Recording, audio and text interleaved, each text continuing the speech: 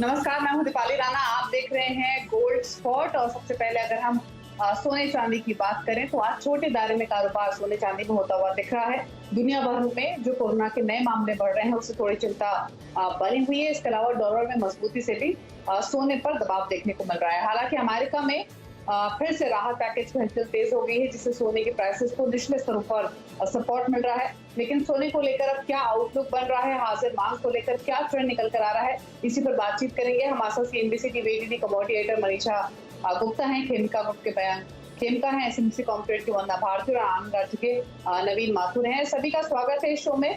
पहले gold silver पर एक आउटलुक ले लेते हैं और शुरुआत गोल्ड से करते हैं। मयंक जी, गुड मॉर्निंग। पहले तो आप बताइए, अनलॉक 1 के बाद से ज्वेलरी डिमांड को लेकर कैसा ट्रेंड बनता हुआ नजर आ रहा है? क्योंकि शुरुआत में तो उतना अपटिक देखने को नहीं मिला था, लेकिन पिछले 1 महीने के दौरान क्या ट्रेंड्स बनते हुए दिखे हैं?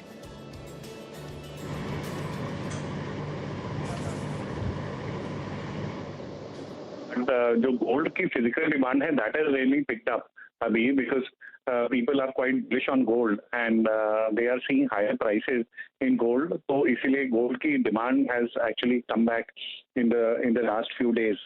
The main reason has been कि जो the rising stimulus packages what people are talking about कि अभी एक second wave of corona virus होगा. So like the Bank of Japan has given, the governor has given a statement, Mr. Kuda, that there will be a second round of coronavirus and they will be infusing a package. So that has really supported the prices. People are thinking that there will be a second stimulus packages which would be given by US and other countries. That has also supported the prices and are not letting the prices fall. Third reason will be the geopolitical tensions which are happening in around the world. That is also supporting the prices. Fourth would be the IMF the gold forecast.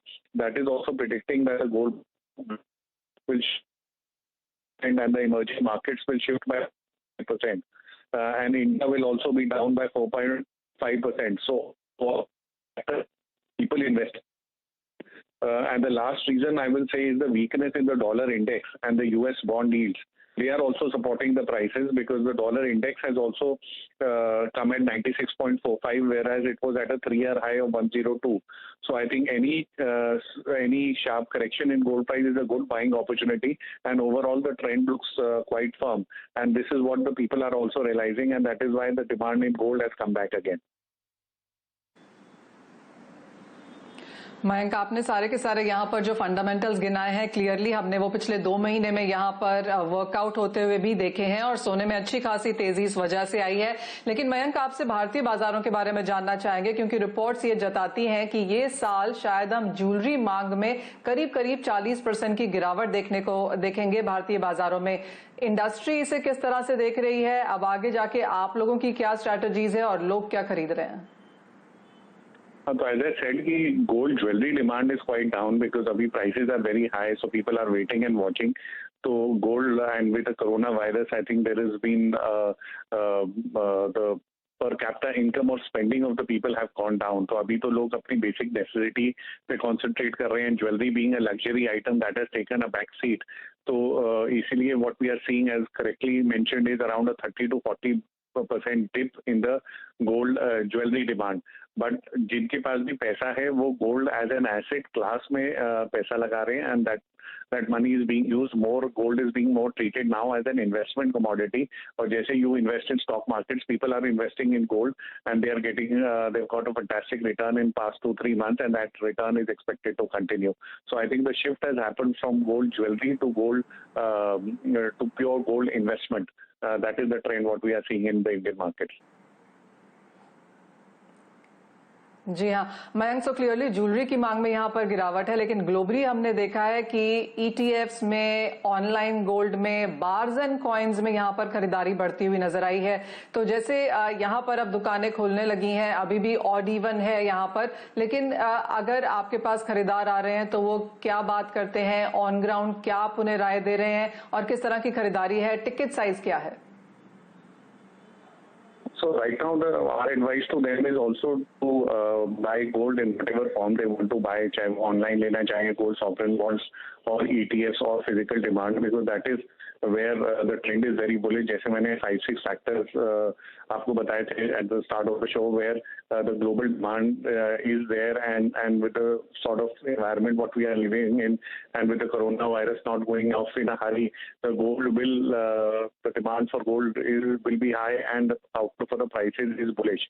हमारी भी उनको यही advice है that you should keep at least 20% of your portfolio in gold, and the trend should be higher in the gold prices. So instead of doing it in jewelry, which will be difficult to sell at a later stage, and there will be always a wastage, and they'll not be able to realize the full value, it is better to buy gold in the physical form and then keep it as an investment, and probably at higher prices than they can liquidate. तो शुक्रिया man जी बताने के लिए कि trends क्या बन रहे हैं और कंज्यूमर्स का भी रुझान कैसा है गोल्ड बाइंग को लेकर। लेकिन नवीन माथुर भी हमारे साथ बने हुए हैं आनंद राठी के, उनसे भी एक आउटलुक ले लेते हैं गोल्ड प्राइसेस पर। नवीन जी गुड मॉर्निंग। पहले तो बताइए गोल्ड पर क्या आउटलुक बन रहा है? लगातार तेजी के बाद रेंज बाउंड सेशन और फिर वापस से गोल्ड मोमेंटम में दिखा है। Broker houses across the world काफी पॉजिटिव हैं गोल्ड प्राइसेस को लेकर। ऐसे में क्या स्ट्रैटेजी आपकी रहेगी और क्या आउटलुक है? डेफिनेटली जैसे मयंक ने बताया, ट्रेंड तो पॉजिटिव ही है। ऑल्दो रिटेल डिमांड है, ज्वेलरी डिमांड है, वो कमी रहेगी, क्योंकि हमने देखा MCX पे 2 दिन पहले ऑल टाइम हाई टच करा गोल्ड ने, तकरीबन 48,589-90 रुपीस का। तो तेजी इतनी है तो रिटेल बाइंग डेफिनेटली कम रहेगी। फंडामेंटली इन्वेस्टमेंट बाइंग या फाइनेंशियल डिमांड जो है as a risk averse asset वो रहेगा। देखा भी है कि world over the gold ETF जो 900 टन थे तकरीबन होल्डिंग्स 1 जनवरी इस साल के शुरुआत में, वो तकरीबन 1200 टन तक पहुंच गई है। Risk averse fundamental reason remains the same. Still we have concerns on the economy. We have concerns with respect to the crisis because of the COVID-19. तो ट्रेंड पॉजिटिव ही है। Gold risk averse asset class है, इसलिए trend तो positive ही रहेगा। अगर किसी को buy करना है from a little bit on a perspective of 3 to 4 months, dip पे बाई करना तकरीबन 47,800 के आसपास MCX का जो अगस्त वायदा बाजार है। स्टॉप लॉस जरूर लगाएं, क्योंकि टारगेट वॉलेटिलिटी रह सकती है। तो 47,680 के आसपास का जो है वो स्टॉप लॉस लगा के टारगेट जो है तकरीबन 48,100 के देखे जा सकते हैं। फिलहाल जो इंटरनेशनल मार्केट्स में भाव चल रहे हैं 1,700-770 के आसपास के भाव है। Indian markets are trading at around 48,000. So buy on dips 200 rupees down from here with a target of around 48,200 or so. खरीदारी की राय यहाँ पर लगातार बनती हुई नजर आ रही है, और जैसे मयंक ने कहा 20% आपका पोर्टफोलियो आप सोने में शिफ्ट कर सकते हैं, और जैसे नवीन कह रहे हैं कि डिप्स पर यहाँ पर खरीदारी आप अभी भी करिए। वंदना, आपको भी चर्चा में शामिल करना चाहेंगे। सोने की बात तो हमने की, लेकिन चांदी के बारे में आपसे व्यूज लेना चाहेंगे, क्योंकि इस साल में हमने 32,000 से 50,000 तक की रेंज चांदी में बनते हुए देखी है। हायर साइड ऑफ रेंज पे फिलहाल कारोबार है, यहाँ से क्या राय है? मनीषा, जिस तरीके से एक बेस फॉर्मेशन हम लोगों ने बेस मेटल्स में भी आते हुए देखा है, और गोल्ड यहाँ पे अगर इंडिया की मैं बात करूँ तो ऑल टाइम हाई पे ट्रेड हो रहा है, और इंटरनेशनल मार्केट में लगातार बुलिश फंडामेंटल्स हैं यहाँ पे गोल्ड के, तो उसका मुझे लग रहा है कि काफ़ी अच्छा एक सपोर्ट मिला है चांदी को। और जो रेशियो है वो काफ़ी वॉलेटाइल रही है 2020 में गोल्ड सिल्वर रेशियो 128:1 से लेके हम लोगों ने आते हुए इसको देखा 196:1। मुझे लग रहा है कि अभी चांदी में ज़्यादा यहाँ पे स्ट्रेंथ जो है वो यहाँ पे आना बाकी है, और रादर मुझे लग रहा है कि अगर थोड़ा 3-4 महीने के उससे हम बात करें, अगर टाइम पीरियड को लेके बात करें, तो मेरे ख्याल से यहाँ पे 54,000 तक मुझे एक्सपेक्टेड है कि चांदी में एक अपसाइड मूव जो है वो यहाँ पे आ सकता है। और खासकर बेस मेटल्स में देखें कि यहाँ पे चाइना काफ़ी एक्टिव हो गया। कंसर्न ये है कि सेलर्स तैयार है, buyers they are still not ready to buy, और ट्रांसपोर्टेशन के जो इश्यूज हैं वो यहाँ पे आ रहे हैं। तो जब may be 4th quarter of 20 अगर ये ईज डाउन होता है, अगर ट्रांसपोर्टेशन एंड ऑल, तो मुझे लग रहा है कि वहाँ पे चांदी में और भी ज़्यादा मूवमेंट जो है वो देखने को मिलेगी। तो ये कमोडिटी एक अच्छा ये कर रही है, और इसके क्वाइंस और बार्स की जो बिक्री है वो भी यहाँ पे बढ़ी है, साथ में ETF में भी इनफ्लोज आए हैं इसके। तो मेरे ख्याल से चांदी एक बेहतर प्रदर्शन कर सकती है, और 54,000 तक मुझे लग रहा है कि 20 में एक प्राइस जो है वो आ सकता है। थोड़ा सा करेक्शन पे मुझे ये सलाह देना होगा कि थोड़ा सा करेक्शन पे यहाँ पे बाय करे। 48 49 के बीच में चांदी भी है, 48-49 के बीच में यहाँ पे गोल्ड भी ट्रेड हो रहा है। मुझे लग रहा है कहीं ना कहीं एक बार 47,500 तक के जो प्राइसेस है वो यहाँ पे आ सकते हैं चांदी में, तो वो एक अट्रैक्टिव लेवल होगा जहाँ पे वैल्यू बाइंग बन सकती है।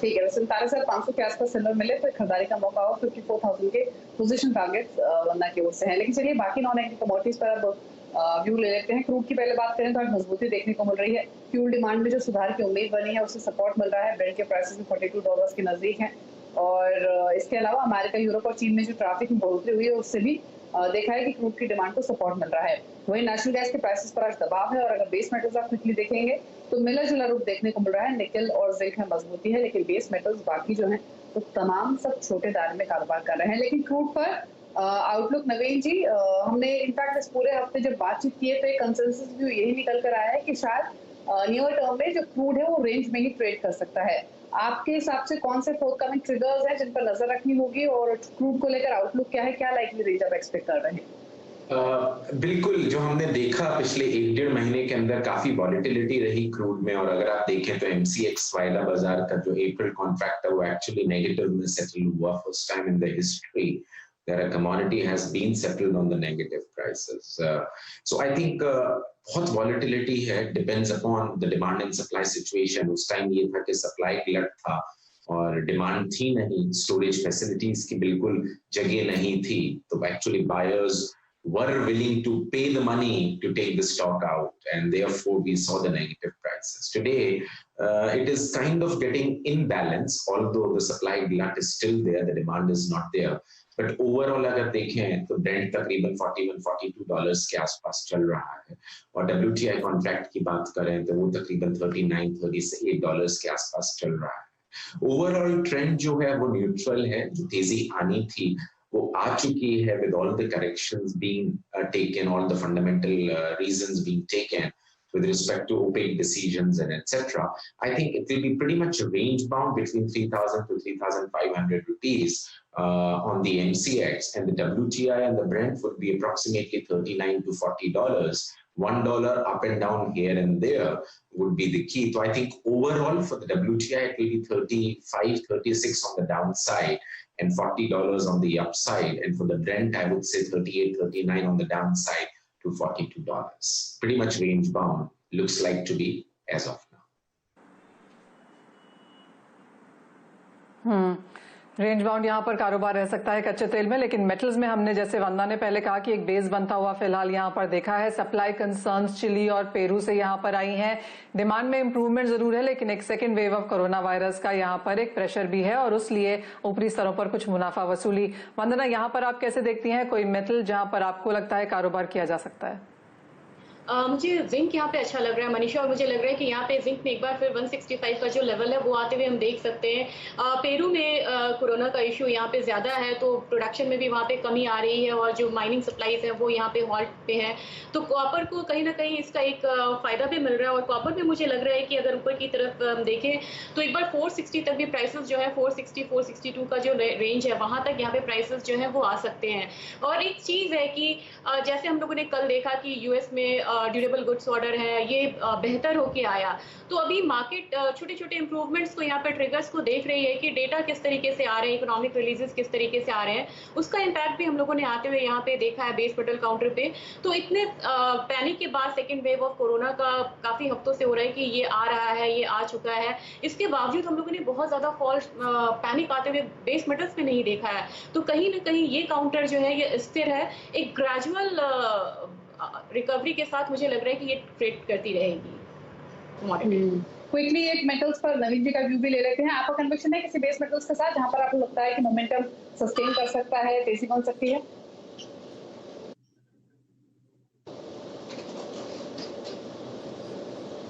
Are you asking me? I didn't get you. Ji. So I think zinc looks positive. Zinc look positive. I think 165 is what the zinc is trading on the MCX right now. I think the prices may touch around 117 short term. 166 के आसपास का भाव चल रहा है। हाँ, 175 तक का भाव देखा जा सकता है। तो I'm positive on zinc. Maybe पूरा industrial metal pack थोड़ा सा पॉजिटिव हो सकता है, but don't have too much of the bullishness, क्योंकि it is purely जो न्यूज बेस्ड है उस पे प्ले है, जरा सा भी कहीं से कुछ पॉजिटिव न्यूज आता है तो उसकी वजह से इकोनॉमिक रिकवरी पॉजिटिव दिखाई देने लग जाती है और उसी के साथ जो इंडस्ट्रियल मेटल्स हैं उस पे इम्पैक्ट आता है. But zinc and copper may be to an extent would be slightly positive for around 2 or 3 months from. ठीक है, तो ये मेटल्स का व्यू है. जिंक बेहतर लग रहा है. एक ब्रेक के यहाँ पर रुक रहे हैं, लेकिन जब वापस लौटेंगे तो बात करेंगे एग्री कमोडिटीज की. स्पेशली ध्यान रहेगा शुगर पर, जहाँ पर हमने देखा है कि अच्छे मॉनसून की वजह से अगले सीजन में जो चीनी का प्रोडक्शन उसमें तेजी देखने को मिल सकती है. इसी पर बातचीत करेंगे इसमा के डीजे विनाश शर्मा से एक ब्रेक के बाद.